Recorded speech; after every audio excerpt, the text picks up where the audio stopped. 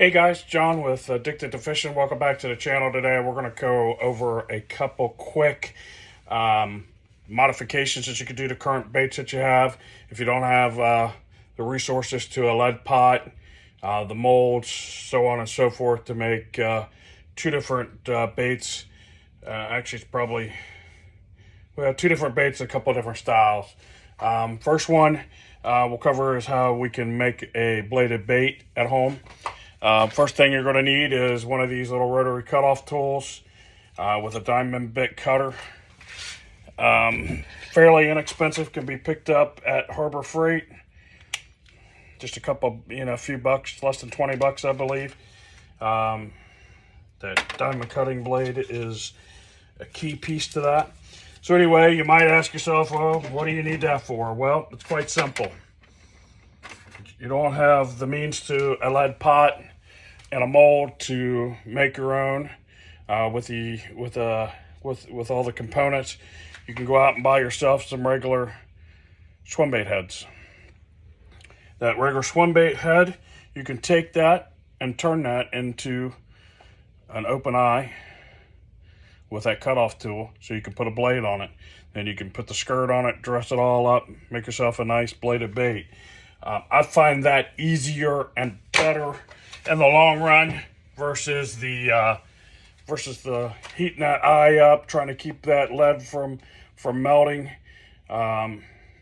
striking it with a hole punch, trying to open that eye up. It's really easy to do.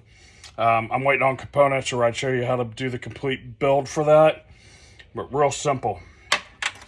And then what I like to do also with that is I like to build some mini style bladed baits. One, you could use a regular ball head jig. Two, the one I like and prefer is this little VMC dude. This is going to bring up another modification that you could do on your own that I've done. That this little head works great with the little bladed bait, the blade. And what you're mimicking there is this guy. This is the Z-Man chatterbait. As you can see, that's the micro. Great little bait for catching crappie, catch a smallmouth. The other thing you can do is if you got a bunch of jigs that you're not throwing, you can cut that eye open on that. This one's all dressed up. I'm just waiting on the blades to come in. I don't know how much knock I'm going to get on that head, but I thought I would try it. I got a bunch of these for next to nothing. So to experiment and cut that eye open is no big deal. If it doesn't work out, yeah, I'm not at a loss too much for that. I don't know if I'm going to leave that weed guard on or take that weed guard off. If I take that weed guard off, I'm going to fill that hole where that weed guard goes. Second little modification that you can do without having a mold, without having to spend a bunch of bucks, is you can DIY your own Okashira screw head. If you guys aren't familiar with that, that's a product by Mega Bass. Okay, that's it right there. It's a little prop blade, jig head, swim bait head. Great, adds a lot of nice action. But what I've done and modified is I've made my own, using some cup washers and a blade, piece of heat shrink tube here to hold it all in place. Great thing about that is put that heat shrink on. Of course, nothing wants to cooperate with me right now, but you get yourself a lighter. Let heat this up. Once you get it in place,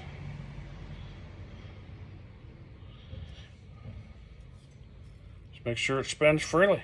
There you go. I like this head because of this design right here. It comes right through some of the rocky areas. I fish up at East Fork a lot, down below the spillway. There's a ton of rock down there. This head tends to come through the rock, believe it or not, better than this head. Plus this head, you only get a few of them for like $7, $8. Boy, I can make a bunch of them with that head. The other thing I'm going to do with this head is I'm going to cut that eye open and make some of them micro chatterbaits. Again, here's the Z-Man. That one, a little different head shape. but nonetheless, I think that's a good candidate for a micro chatterbait, micro bladed jig, whatever you want to call it. So that's a couple quick little tips, couple of quick little things you could do. Of course, you know, you're going to have to dress them up. This is another, with that prop blade, you could definitely do that on some regular round head, ball head jigs. Easy enough, easy, quick thing to do. Good thing with that is if, again, you don't have to break the bank. You just go out there and grab you, you know, a few different types of jig heads. You know, there is some expense in buying the jig heads, and of course buying all the initial parts that you need to build these things. But you'll save yourself a lot of money. And you don't have to buy lead. You don't have to buy a lead pot. You don't have to buy the mold. So you cut down some expense that way. Just kind of putting some of the stuff away while I'm chatting with you guys. Another thing you can do, and this one's not actually set up for this, but you can use one of the screw lock keepers on there if you need to add for the trailer. But I throw the chatterbait a lot in different sizes. It's a fish catching machine. It's one of the best to date all around bass catching lures that's hit the market. And as most of you know, that hit the market by storm. And hey man, tournaments are still being won using throwing the bladed bait. You know, if you've never thrown a bladed bait, you're missing out. I highly recommend doing that. But you can see, you can go out and, you know, I had a jig mold. You can go out and buy a bunch of these different colored heads and size heads and make those prop blades. You know, that's that one there. Until I threw it the first time, I didn't know the importance of that lure, of what that head would do. But that little bubble trail, that extra noise that it makes coming through the water. You know, you need swim bait heads. Go out and buy your favorite swim bait heads. Try to stay away from this VMC style for either one of those couple of tricks that I showed you. You know, you're gonna have to experiment yourself, find a head that you like. And again, guys, that's why I'm kind of building a lot of this stuff myself, and I can completely customize all this stuff the way I want. You know, I ordered, I don't remember how many of these, probably 50 to 100. You know, a little bag of them. I think in that size they were $4. You know, and you can make 50 with that cut tool. You can make 50 of those micro bladed jigs, you know, for a couple bucks. I know there's the little Z-Man ones are $5 a piece. You know, you can buy a decent pack of jig heads or little swim bait heads, you know, depending on the brand. You know, they can range from a couple bucks to 10 or 20 bucks. You know, I try to find all that stuff on clearance, or try to find some of that stuff as cheap as possible. You know, we're fishing on a budget here. We're fishing with stuff that works, but not breaking the bank. That's what my channel is all about. I'm here to teach you guys some of this stuff and show you some of my modifications that I've done. I've been fishing for 40 years, bass fishing. I've been around a lot of the pro fishermen out there, gotten some tips and tricks. I've been around some bait builders, picked their brains on some different stuff. I was fortunate enough to have enough people that I was around in my time frame that were kind of ahead of the curve and trying to build extra stuff like I showed you, that chatterbait that we made back in the 80s. You know, it's night and day difference. Here's that bait again. I mean, we were close. Had the right head. That's the Arky head, but we just used the number 2 snap or number 3 snap through this type of blade. That's kind of a wonky blade, but I tell you what, man, that thing caught fish. You know, and that's what I'm here to do. You know, one of the things that I've been doing too a lot, good little trick for you. especially if you're going to make bladed baits, is you can go out and buy, you know, these skirts. Get one that's out of a package here. Let me get a nice color that might show up pretty well for you. Silicone Skirts has got this rubber band on it. Well, you know what? That little rubber band breaks after a while, and most of the time that rubber band wears out long before the lure ever wears out. So what I've been able to do is I went to Harbor Freight and picked up a nice little spool of wire, a couple bucks. What I'll do is I'll take that wire and I'll wrap it around that head and make myself a nice hand-tied skirt and replace that collar that that comes standard on that. Not that that collar doesn't work. Hand tying just makes a world of difference. And instead of having to buy 3,000 different skirt tabs and keep all that on hand, I was able to find some guys that were no longer going to be making spinnerbaits or jigs, and I bought up some of their inventory. I bought a bunch of them skirts for nothing.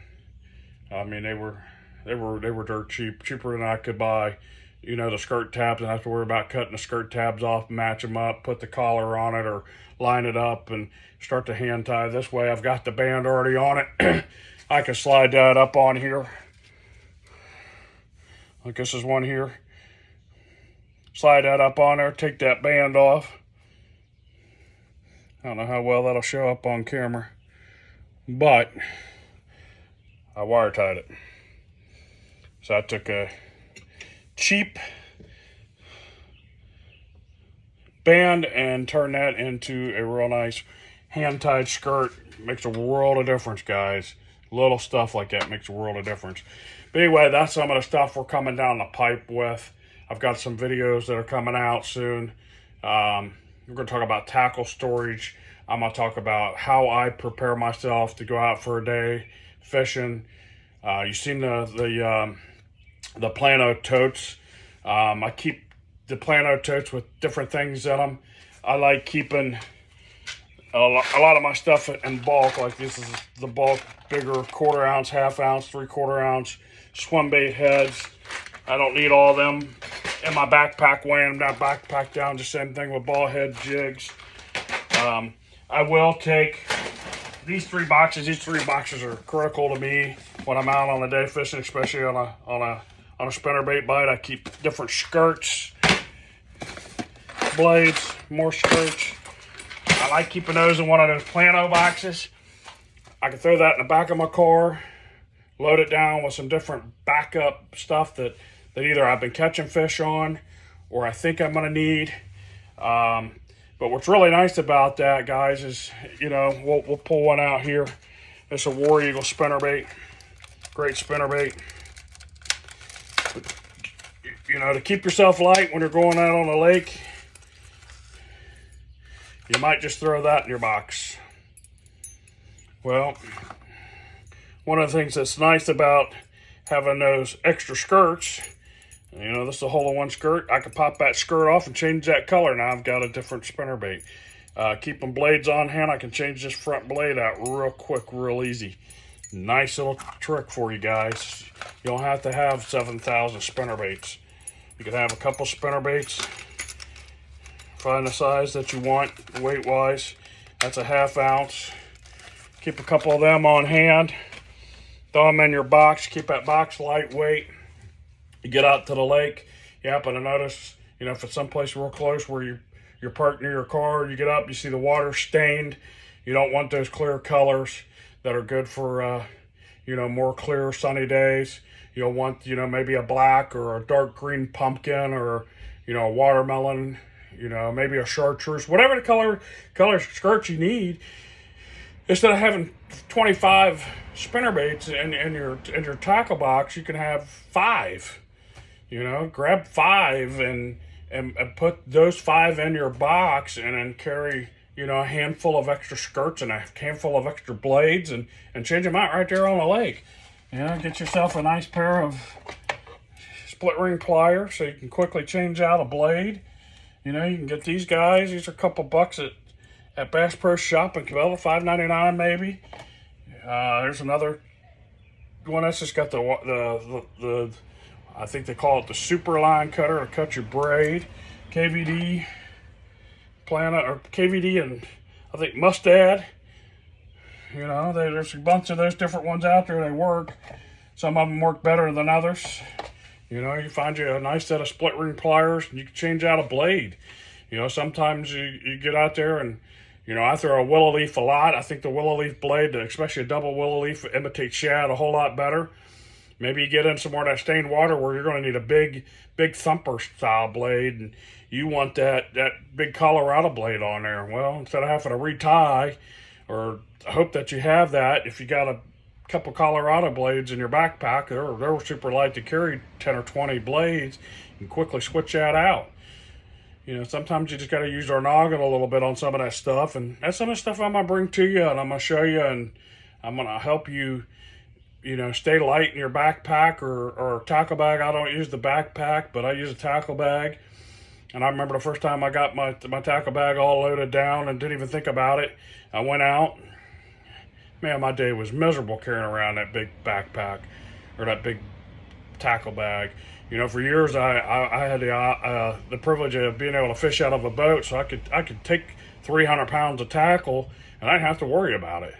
You know, it wasn't nothing to carry that around. I put it in a boat, you know, one bag at a time or one box at a time, loaded up the boat, and I was gone. Not having a boat now, not having a place to keep a boat, going out and bank fishing. You know, you don't want that. You don't even want. I don't even want this little lightweight box. This is just my finesse jigs. You know, and some finesse jig trailers. You know, that's 5 pounds.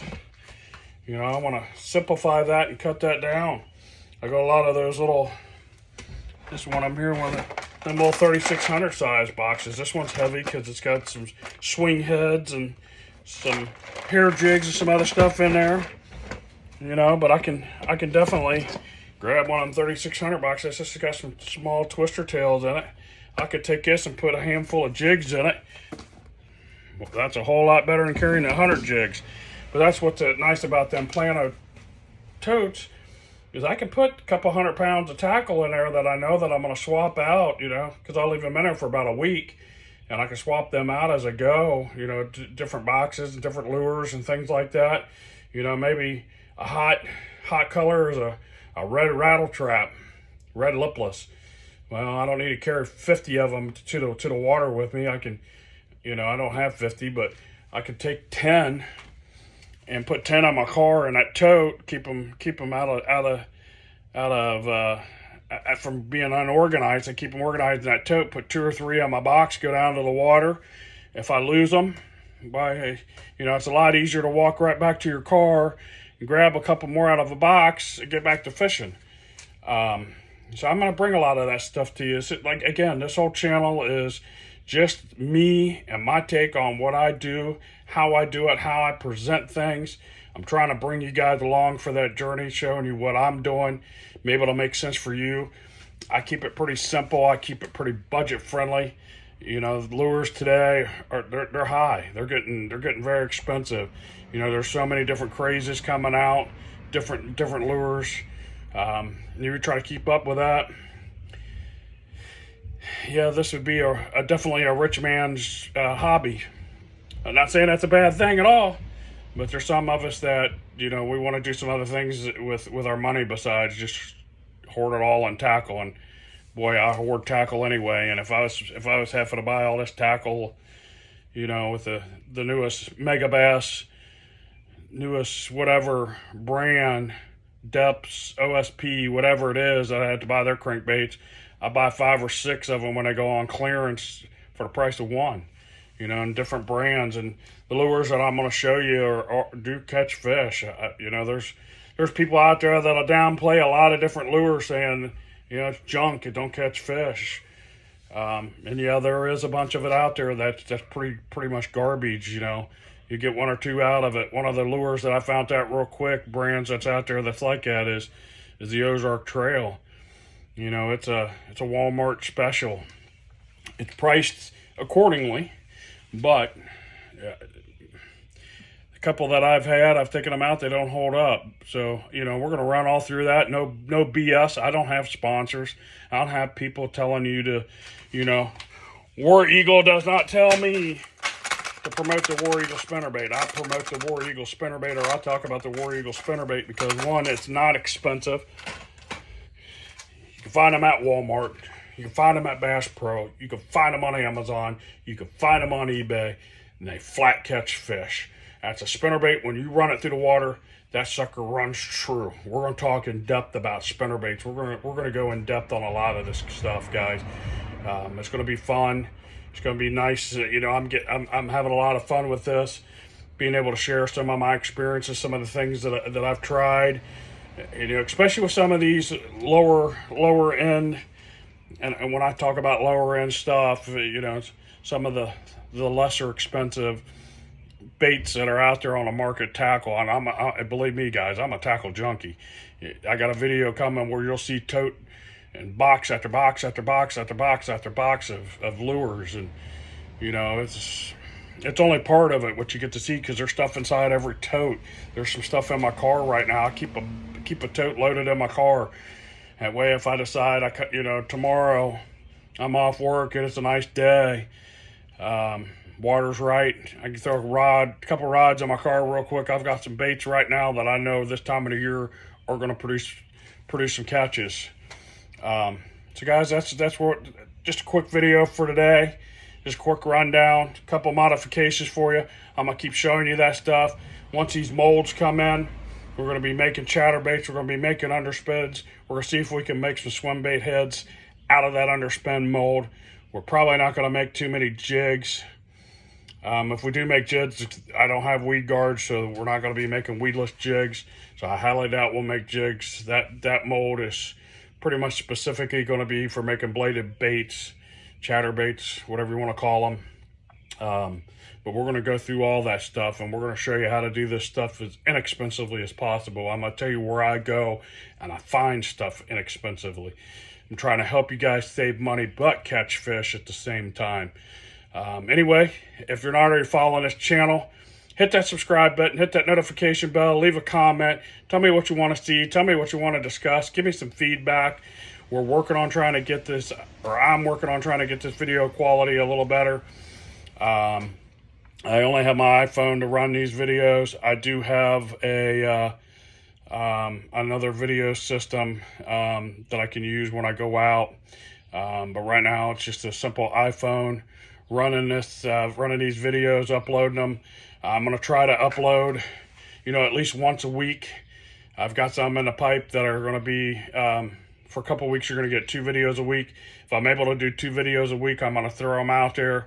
I'm going to try to keep guys along. Like I said, I don't get sponsored. I don't have 1 million subscribers. I'm doing this to try to help some people save money but catch fish. That's our goal. Save money but catch fish. We're going to make lures that work. We're going to show you how to make some modifications to some of these lures. We're going to talk about tips and tricks and things that you may miss completely. You know, if you're not a guy that catches fish on a spinnerbait, I'm going to explain why. I'll show you some different options that you can do with that. Same thing with a chatterbait. If you're throwing a chatterbait and you're not catching fish, I'm going to tell you what I do. Go down to the rod, the line, the whole 9 yards.